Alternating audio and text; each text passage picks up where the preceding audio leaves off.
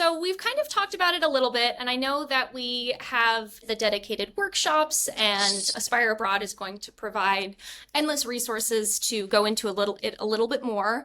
But just for the sake of this conversation, and starting to introduce these things to some people who are maybe hearing this stuff for the very first time, could you guys kind of just briefly run through what that process looks like? So this is somebody who's maybe registering for your workshop for the very first time. What are they expecting to experience? What are they going to need to do? How long is this going to take? And then ultimately ending up with an agency like Ardor to, take them across the finish line.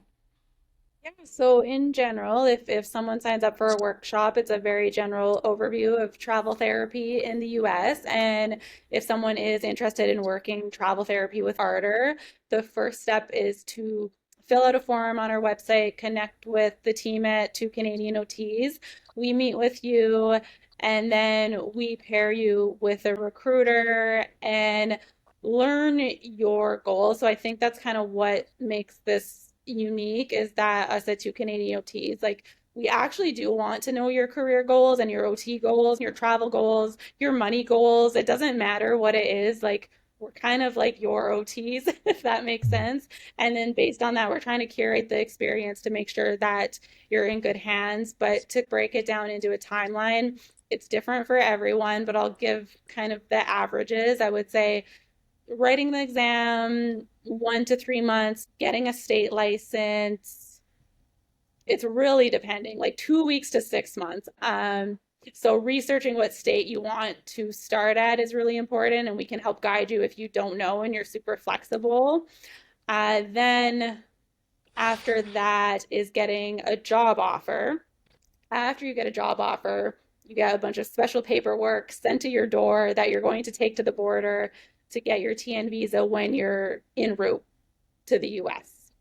And those questions are answers as it comes up. And then if it's your first US assignment, you'll have to apply for your SSN, your social security number, the day after you get your TN visa. That takes about 2 weeks, and then you can start work. And of course, there's housing questions. Housing comes up a lot on our workshops. Taxes comes Mm-hmm. up a lot on our workshops. Um, but in general, I want to say I think 6 months is a good average, but sometimes it can be a lot quicker if someone's been working for a while and sometimes they have their state license before they talk to us. But I kind of, what's your timeline, Karen, that you that you remember? Yeah, I think it was about 6 months too. Because I remember having my first assignment in April, and I think I started talking to the recruiter in November, and then actually wrote it sometime in December or January. I can't remember. Yeah. Yeah, I will say it's really kind of, it seems like really slow at first when you're gathering all the ducks in a row. And then as soon as you have your first interview with a director of rehab, that job offer comes really quickly and you're moving really quickly and things can happen very fast. But everything up to that point can be a little bit slow.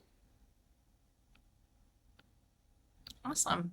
Well, thank you for that. I think that that's going to help people just kind of have a rough estimate. And the other thing to keep in mind is that timeline sounds very daunting, but you think how much more of an expedited track you can be on to work in an entirely new country through this route as opposed to, the traditional visa options and temporary resident options. So the TN visa really allows you to get to where you need to be, especially if you're very flexible, so that you can get there. 6 months is nothing compared to a lot of the very lengthy bureaucratic processes that it takes for other immigration needs. So it sounds like a lot, but you have the support and you're getting the constant check-ins from the Two Canadian OT teams and the Aspire Abroad team.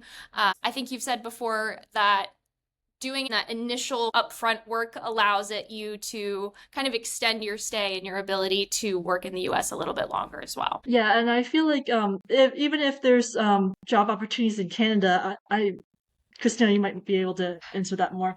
But even applying for Canadian jobs, there's still like a long period of time potentially when you apply and then you have to wait for their interview process. It could be months too, and then you're not always guaranteed an actual job after that. So like it's almost like there's more opportunities in the US and more chances that you'll get a job. Yeah. Yeah, that's a really great point because as you guys said, there's always a need for staff. So once that initial, documentation and paperwork is done, job applications can be a very quick turnaround. You can walk into an application on Friday and have an offer on a Monday morning. So it's quick once you get to that process. And thank you for mentioning that, Karen, because that is a really big part of it. After you do your first US assignment, you're all those ducks in a row last for the rest of your career, essentially. So you just become a more mobile OT, which is awesome, and you can fill a lot of needs that way.